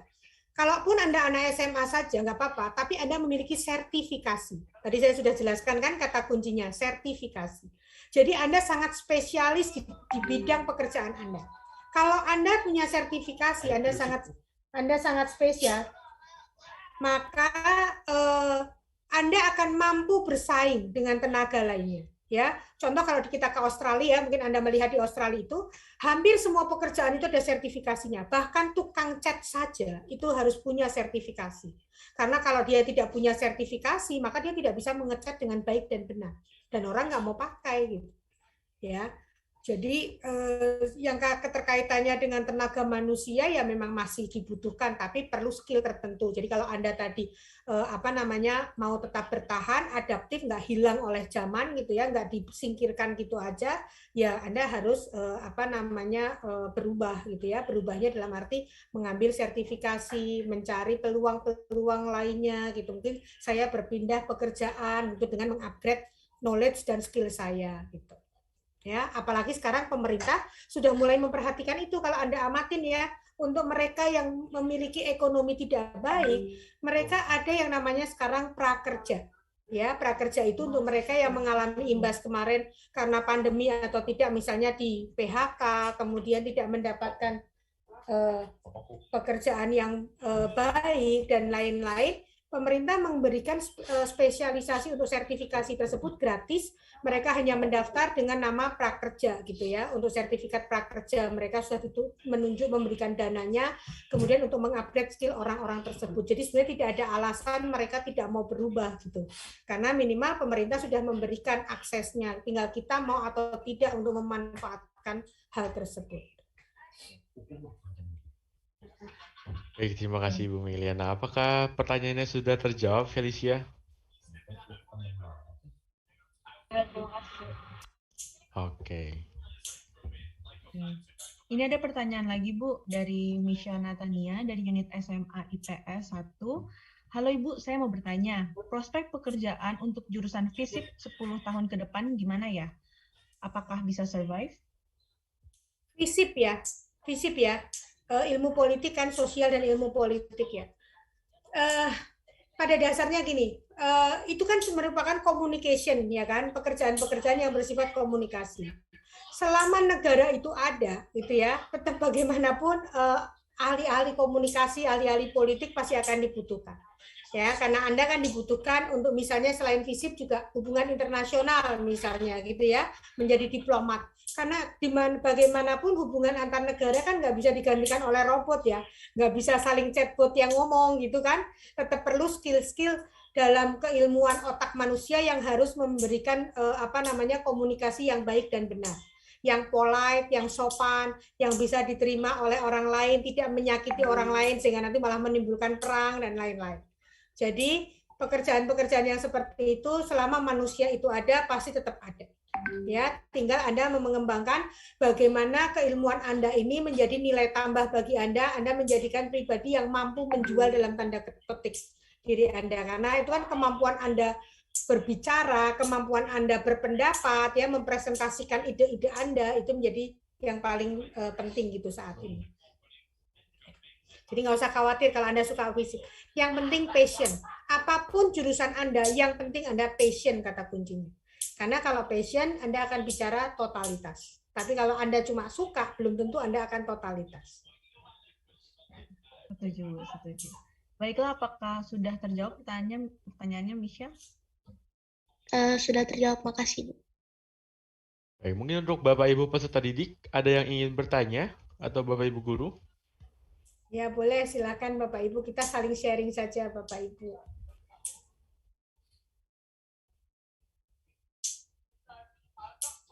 Teman-teman SMK dan SMA, ada yang ingin bertanya lagi? Mungkin boleh saya, Morgan? Boleh, Pak Tanto. Terima kasih Ibu Meliana. Ini saya tertarik dengan yang Ibu katakan tadi, ada Bitcoin ya. Bitcoin itu untuk sementara ini kan ada fatwa yang mengatakan wah itu masih haram gitu ya Bu, masih haram. Nah ini bagaimana Bu untuk kedepannya, apa Indonesia segera berubah karena rupanya peraturan itu yang dibuat itu selalu ketinggalan terus dengan teknologi yang begitu cepat itu. Mungkin Ibu bisa kasih komentar berkaitan dengan ini. Terima kasih Bu. Ya, baik Pak Tanto. Ya betul sekali Pak. Kemarin keluar gitu ya fatwa-fatwanya ya bahwa Bitcoin itu masih haram gitu ya. Ya biasanya gini Pak, fatwa itu kan berkaitan dengan apa yang diyakini oleh mereka saat ini gitu ya. Ketika mereka, tapi apabila gini, kalau nanti seluruh dunia itu alat perdagangannya sudah sama semua, karena kan kalau kita lihat tadi hampir 36 lebih negara di dunia sudah mengakui Bitcoin ini sebagai alat pembayaran keuangan yang sah. Nah, apabila semua negara sudah dan Indonesia satu-satunya yang nggak mau, pasti Indonesia tidak akan mengalami kemajuan kan Pak? Ya kan? Pasti nggak akan bisa juga gitu kalau negara di dunia ini sudah menyatakan satu suara bahwa pembayarannya Bitcoin sekarang melalui semua jalur perdagangan antar negara menggunakan Bitcoin, maka selesai kita. Kalau kita mau terus maju atau mau terus eksis, maka ya kita harus mengikuti kan Pak. Nah kalau kita akhirnya pemerintah mengeluarkan putusan bahwa itu menjadi alat pembayaran yang sah OJK, ya pasti fatwa haram itu menjadi akan hilang kan Pak. Sama kasusnya kayak sekarang mungkin kalau kita bicara terkait dengan syariah gitu kan ya Pak ya, riba ya, tapi tetap pemerintah tetap mengakomodir bahwa bank itu sekarang ada dua jenis gitu kan Pak, ada yang bank biasa dan bank yang syariah karena mereka menganggap nggak boleh ngambil riba dan lain-lain. Selama masih bisa beradaptasi dengan hukum Islamnya, saya rasa juga orang mau berubah ya Pak ya untuk bisa menerima itu dengan apalagi kalau itu sudah menjadi hal yang mendasar yang menjadi wajib gitu ya Pak. Nah kalau sekarang mungkin ya nggak apa-apa karena kan memang pemerintah sendiri masih menganggap bahwa itu barang komoditas Pak, kayak emas, kayak kelapa sawit gitu. Jadi ya kalau kamu mau ya silakan, nggak mau ya nggak apa-apa gitu kan Pak. Ya itu sih Pak kalau pendapat saya ke depannya Pak Agung. Oke, terima kasih Bu Melia. Terima kasih. Baik, mungkin ada satu slot pertanyaan terakhir nih dari teman-teman SMK, SMA atau Bapak Ibu peserta didik, Bapak Ibu guru. Yang dari YouTube ada pertanyaan? Untuk yang dari YouTube mungkin belum ada ya Bu, kita belum lihat nih.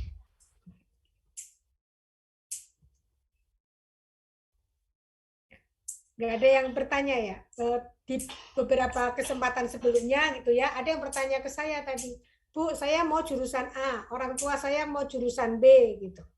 Apakah di sini berarti semua orang tuanya sudah setuju gitu ya dengan anaknya gitu ya, nggak akan ada masalah lagi gitu ya. Karena saya sempat ditanya oleh salah satu siswa, apa yang harus saya lakukan Bu gitu. Nah, kita masuk ke jurusan yang bukan passion kita ya Bu ya. Ya itu akan jadi masalah. Mengalami nggak kalian, ada yang mengalami nggak kondisi begitu? Kalau Anda mendapatkan orang tua yang sangat terbuka, open minded gitu ya, terserah anak saya deh, mau apapun pokoknya saya biayain, itu hal yang sangat menyenangkan. Tapi kan kadang-kadang ya, saya menjumpai di lapangan gitu, kasus-kasus di BINUS terutama yang saya temuin, prestasi anaknya tiba-tiba jelek terus, ya kan? Setelah kita selidiki kenapa jelek, karena dia tidak suka jurusannya, tapi dipaksa oleh ayahnya. Pernah terjadi ya, kita lagi acara, anaknya nangis di mobil.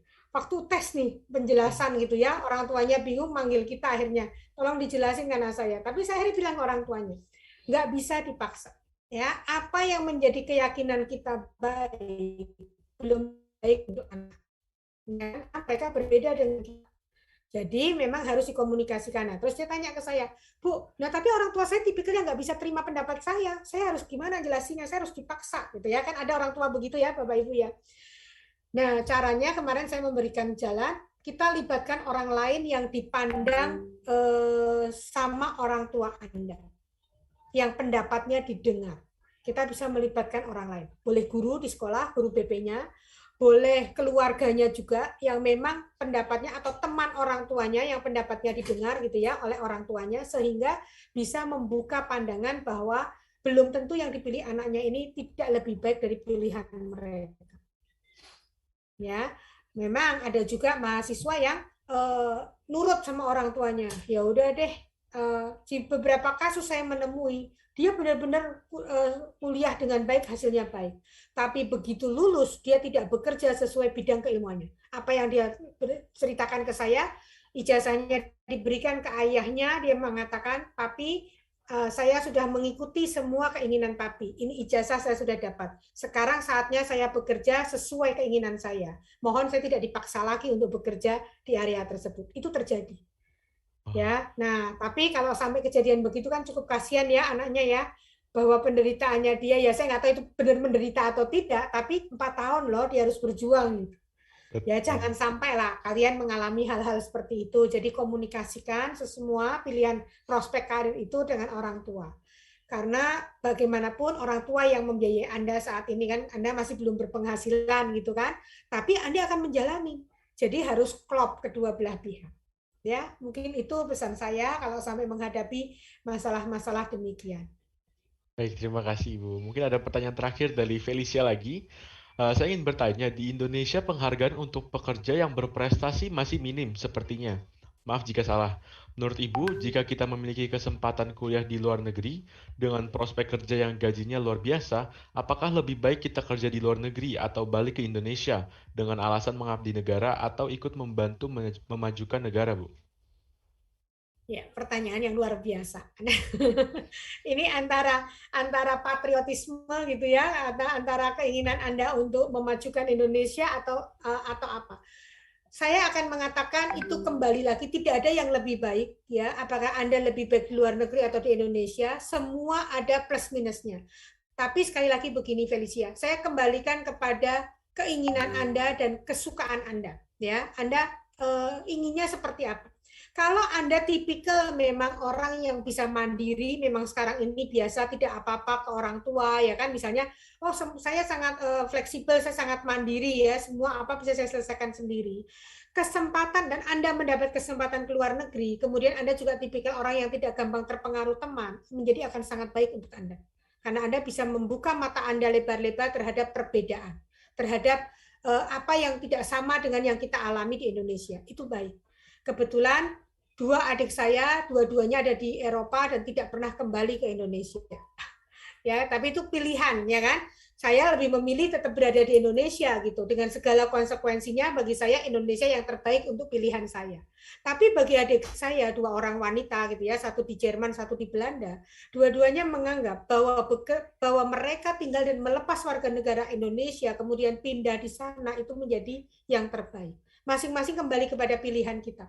Bahkan kita saudara kandung pun gitu ya, dengan satu sel gitu ya, tetap berbeda pendapat kan karena kondisi berbeda. Ya, jadi saya nggak bisa bilang bahwa Felicia kalau kamu keluar negeri akan menjadi lebih baik maju ketimbang yang kamu di Indonesia, belum tentu, ya kan? Tapi kalau kamu di luar negeri dapat kesempatan yang baik, dapat peluang yang baik dan kamu memanfaatkan dengan baik-baik, maka kamu akan bisa sukses, akan menjadi lebih baik. Yes, silahkan saja. Ya, karena banyak juga yang sukses di luar negeri gitu ya, dan mereka membawa nama harum bangsa dengan cara yang berbeda. Mereka nggak terlibat langsung di tanah air. Saya juga tertarik dengan Felicia tadi menyatakan minimnya penghargaan. Sebenarnya kalau di perusahaan sekarang sudah mulai banyak, rata-rata perusahaan itu memiliki event-event ataupun penghargaan-penghargaan untuk the best employee-nya, ya kan, manager of the month, kayak gitu kita sudah mulai banyak ya kalau Anda lihat ya. Nah, cuma memang kalau penghargaan itu dalam arti yang besar, memang nggak terlalu diekspos gitu ya, meskipun ada juga misalnya CMO terbaik Indonesia, CIO terbaik di Indonesia, itu banyak asosiasi-asosiasi yang membuat hal tersebut. Ya.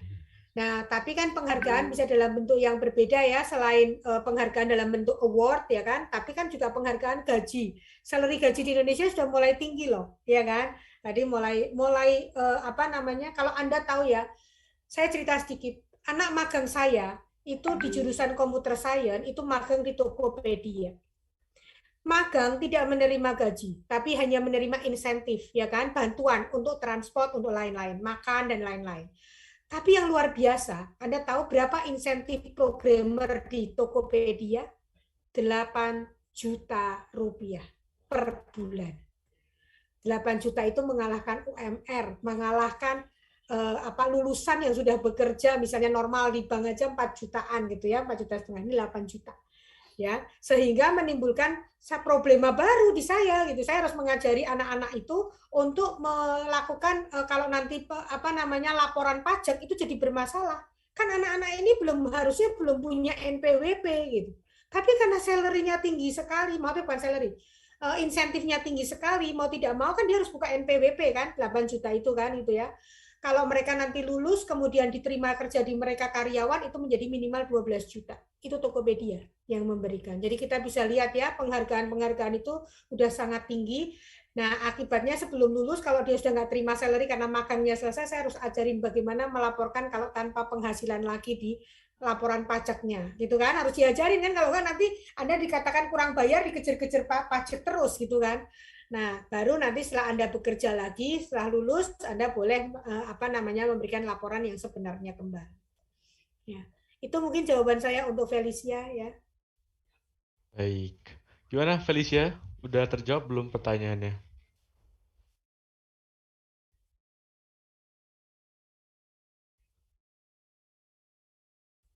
Felicia? Baik, mungkin teman-teman yang di YouTube bisa juga bertanya lewat kolom komentar ya teman-teman. Kalau kalian ingin bertanya langsung aja lewat kolom komentar, nanti kita langsung sampaikan ke Ibu Meliana. Adakah yang ingin bertanya lagi dalam area Zoom maupun YouTube?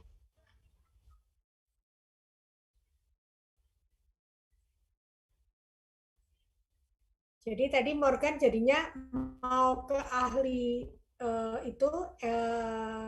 pariwisata, tourism, atau Anda mau ke SI? Saya udah ke sistem informasi sih, Bu.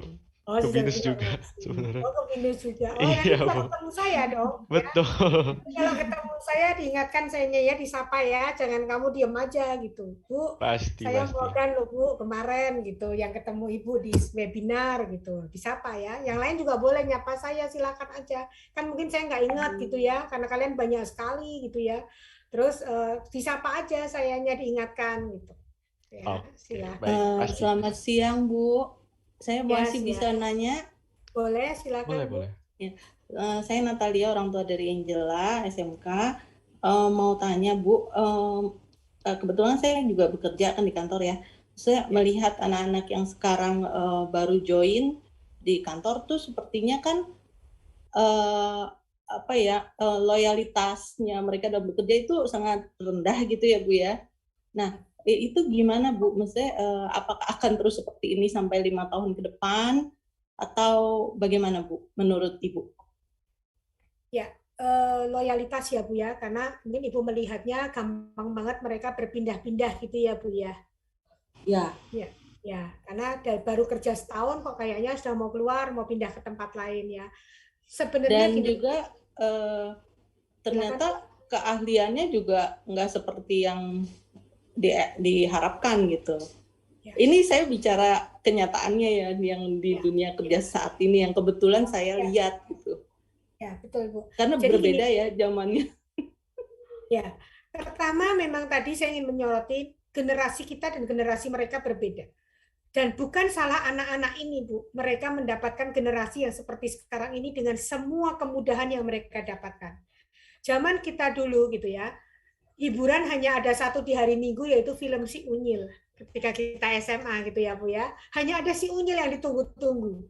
Zaman anak-anak ini tiap detik Netflix itu ada terus filmnya, ya kan? Anda bisa nonton film apapun yang Anda mau, ya, semua hiburan ada. Kemudian kemudahan, dulu kalau kita mau pergi ke satu tempat, kita masih perlu nunggu orang tua kita mengantar. Karena kalau nggak ada kendaraan, ya kan paling naik becak gitu. Tapi sekarang jauh pun mereka jalanin karena ada apa? Ada tadi GoRide, ya kan? Anda ada Grab, ya tinggal panggil. Yang penting orang tua hanya memberikan uangnya melalui imaninya mereka dengan penuh gitu. Jadi kalau imaninya penuh mereka aman gitu, ya kan? Dompet boleh nggak bawa, yang penting handphone dibawa kemana-mana, ya itu ya. Generasi berbeda, akibatnya perilaku mereka berbeda. Ya, memang kalau kita bicara generasi mereka ini beda banget dengan generasi sebelumnya. Tapi Bu, memang disadari betul ya kan, karena kemudahan-kemudahan itu terus mereka ingin menjadikannya instan, cepat. Mereka ingin makanya pindah-pindah itu sebagai cara mereka untuk mendapatkan pengalaman secara cepat. Nah, caranya bagaimana sekarang? Nah, itu memang tantangan bagi perguruan tinggi maupun kementerian. Makanya Mas Menteri bersama perguruan tinggi kita membuat satu terobosan dalam Kampus Merdeka, yaitu melalui misalnya magang, Bu. Magangnya setahun. Jadi, dalam proses magang ini kan dalam masa proses pendidikan. Mereka belum bekerja. Mereka diberikan kesempatan magang, setahun yang diberikan insentif tadi, di situ perusahaan bisa melihat kemampuan produktivitas mereka, kinerja mereka selama setahun. Kan ini cuma uji coba gitu ya, Mas Ian ya, tapi mereka serius. Kenapa serius, Bu? Karena di mereka magang itu nggak cuma asal magang yang laporan selesai, tapi ada SKS, 40 SKS yang dipertaruhkan. Kalau mereka tidak serius bekerjanya, mereka gagal 40 SKS. Which is 40 SKS itu berapa? Mungkin lebih dari 15 juta ya, Bu. Ya. Jadi akan sangat mahal untuk mereka gitu sebenarnya, ya kan? Jadi mereka pasti akan sungguh-sungguh untuk di magangnya supaya nilainya baik dan mereka mengambil pengalaman di sana. Kita mendidik dan membina mereka bersamaan mereka kuliahnya sebenarnya. Nah, setelah setahun magang itulah perusahaan bisa melihat, banyak perusahaan yang melihat, oh ternyata anak ini memang bagus banget. Maka sebelum dia keluar, saya sodorkan mereka kontrak kerja. Ya kan? Kamu mau nggak setelah kamu selesai magang ini, kamu jadi karyawan kita, tapi kamu saya berikan kesempatan kembali ke BINUS, misalnya kembali ke kampusnya untuk bikin skripsi. Setelah ini, tapi kamu terus sambil bekerja. Ya, dia kasih kesempatan bikin skripsi, biasanya begitu. Dan itu banyak banget, Bu. Pengalaman saya di BINUS, ya Bu, ini saya bercerita di BINUS, karena yang saya mengurusi hal tersebut, dari mereka yang magang kemudian menjadi bekerja, itu totalnya sekarang mencapai 40%. Dari 100% mereka yang magang. Ya, 40% artinya pada saat wisuda mereka sudah bekerja karena mereka langsung diambil oleh perusahaannya, di perusahaan yang sama dengan magangnya. Artinya kita melihat ya cara-cara ini kita gunakan untuk tadi bagaimana kita melihat kemampuan orang, nah tinggal bagaimana perusahaan nanti setelah itu membina dia supaya menjadi talenta-talentanya yang baik dan unggul. Sebenarnya kan pindah kerja itu bukan satu masalah besar ya Bu, apabila memang suksesor di perusahaan tersebut juga kita lakukan dengan baik. Cuma yang terkadang yang jadi problem itu kita sudah menyiapkan dia dan kita belum ada, dianya belum ada siapnya lagi, tidak hanya satu orang misalnya suksesornya tiba-tiba keluar. Terus kita kebingungan kan? Nah, kita kebingungan jadi kita marah kepada mereka gitu. Kok kamu langsung keluar begitu aja ya, nggak memberikan kesempatan kita untuk menyiapkan orang lain misalnya demikian. Nah memang kedua belah pihak harus disiapkan dengan baik sih, baik workforce maupun untuk perusahaannya. Nah untuk solusinya Bu, memang kita melihat bahwa sekarang ini pun di soft skill ya Bu, itu kan terutama dengan masalah loyalitas ini juga bicara dengan soft skill ya Bu. Soft skill terus kita tingkatkan secara penuh itu di pembelajaran di perguruan tinggi. Tadi saya juga sudah sempat mention, salah satu kunci sukses itu adalah soft skill. Jadi soft skill untuk orang membuat bertahan itu salah satunya adalah pertama tadi Bu, karena passion. Kalau dia passion dengan pekerjaannya, dia akan totalitas. Kalau bicara totalitas, maka dia pasti akan bicara loyalitas. Nah, itu hal yang memang disadari atau tidak, memang akan merupakan rentetan, tapi memang tidak bisa instan kita dapatkan, Bu. Karena memang perlu dilatih ya, Bu ya, dan perlu dikembangkan terus-menerus untuk anak-anak ini terkait dengan passion, kemudian totalitas tadi, dan menjadi loyalitas. Mungkin itu Bu Asih ya tadi ya, Bu Asih.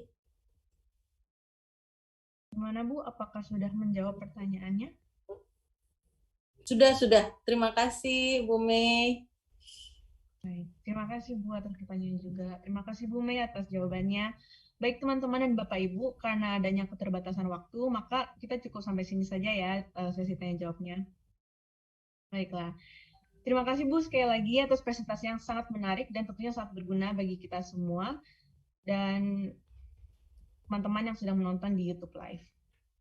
Baik, Bapak Ibu dan teman-teman, dari materi yang telah disampaikan oleh Ibu Meliana, kita semua sudah mendapatkan wawasan baru bahwa ternyata revolusi industri keempat bagaimana teknologi kecerdasan buatan saling mempengaruhi kehidupan manusia. Banyak tantangan bagi ekonomi menghadapi revolusi industri keempat atau kehidupan manusia. Banyak tantangannya juga. Lalu perbedaan zaman sangat terlihat. Perjalanan 10 tahun telah mengubah sejarah dan ada pengaruh dari pandemi ini. Lower skill atau pendidikan kurang baik akan susah untuk beradaptasi di masa depan, karena bisa digantikan dengan robot. Lalu semua pekerjaan yang bersifat repetitif atau berulang juga akan cenderung menghilang di masa depan nanti. Maka kita harus mempunyai skill. Apa yang ada di Indonesia sudah menyerupai apa yang sedang terjadi di dunia ini. Maka penting bagi kita untuk mengetahui apa saja kekuatan fundamental yang mempengaruhi area profesional di masa depan. Yang tadi telah disampaikan oleh Bu Meliana, ada 5, yaitu yang pertama, startup di masa ini menjadi lebih fleksibel dan sangat cepat perubahannya. Lalu yang kedua, kumpulan bakat yang sangat cepat untuk mendunia dan berpotensi untuk menciptakan lapangan kerja. Yang ketiga, dunia yang saling terhubung dan dapat mengubah cara kita bekerja. Dan yang keempat, beradaptasi dengan perubahan teknologi yang cepat. Serta yang kelima, bagaimana kolaborasi antara manusia dan robot dapat mampu mengubah lingkungan profesional. Nah, ini ada beberapa juga hal yang menarik yang saya kutip dari presentasi Ibu. Tadi Ibu pernah menyampaikan bahwa Ibu melakukan sebuah penelitian di BINUS. Dia menyatakan bahwa di masa sekarang ini, salary sudah bukan nomor utama. Mereka melihat yang nomor satu adalah tempat kerja yang menyenangkan dan di masa ini. Di dunia juga sedang memperebutkan data science gitu. Sangat penting adanya data science di setiap perusahaan, karena perusahaan dengan data yang baik akan menjadi pemenang dalam semua kompetisi. Dan yang harus disiapkan dari kita, para siswa-siswi sekarang adalah kita harus cari pekerjaan yang paling passion atau yang paling disukai agar dapat totalitas dalam pengerjaannya. Lalu kita juga harus memiliki skill tambahan gitu. Tadi juga sama Ibu Meliana sudah digaris besar skill tambahan gitu. Dan juga kita harus memiliki soft skill yang merupakan kunci untuk kesuksesan. Kita juga harus memiliki enrichment program, yaitu mengaplikasikan pendidikan di kuliah ini seperti pertukaran pelajar, lalu magang, dan masih banyak lagi. Dan juga untuk menutup rangkuman ini, dikutip dari kata sambutan Pak Albert, karakter inovatif dan kreatif juga core value, integritas, keberanian, dan ketangguhan merupakan kunci sukses melewati era industri ini. Maka, apakah teman-teman sudah siap untuk era industri ini? Semoga materi ini bisa kami gunakan dengan baik untuk mempertimbangkan tujuan karir kami ke depannya.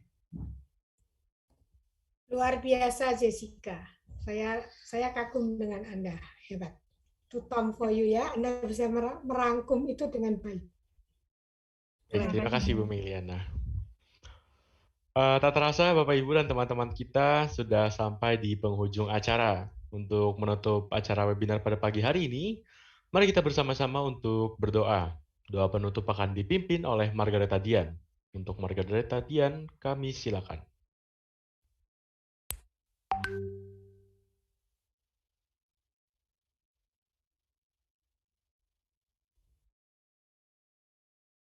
Selamat siang, Suster, Bapak Ibu Guru, Bapak Ibu orang peserta didik, serta teman-teman yang terkasih. Sebelum mengakhiri webinar kita pada pagi hari ini, marilah kita menyiapkan hati dan pikiran kita untuk berdoa.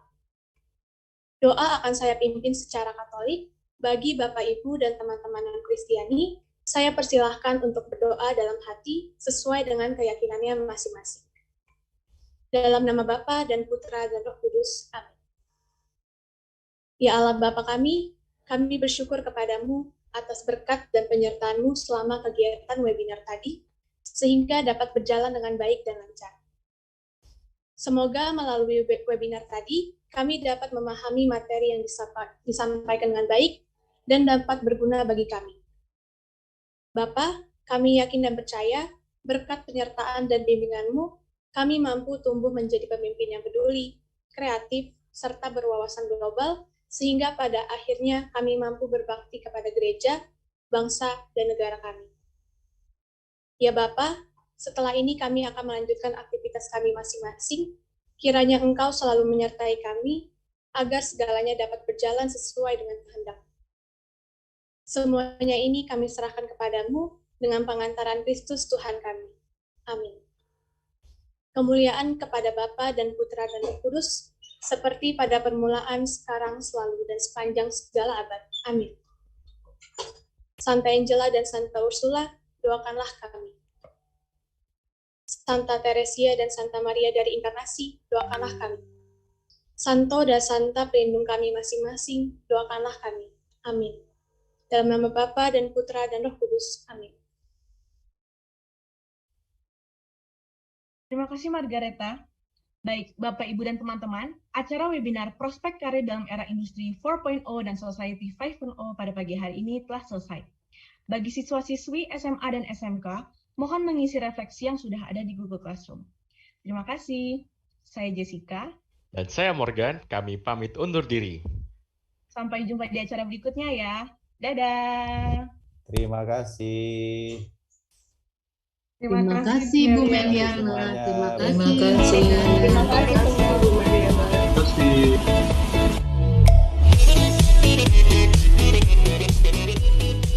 Terima kasih. Terima kasih.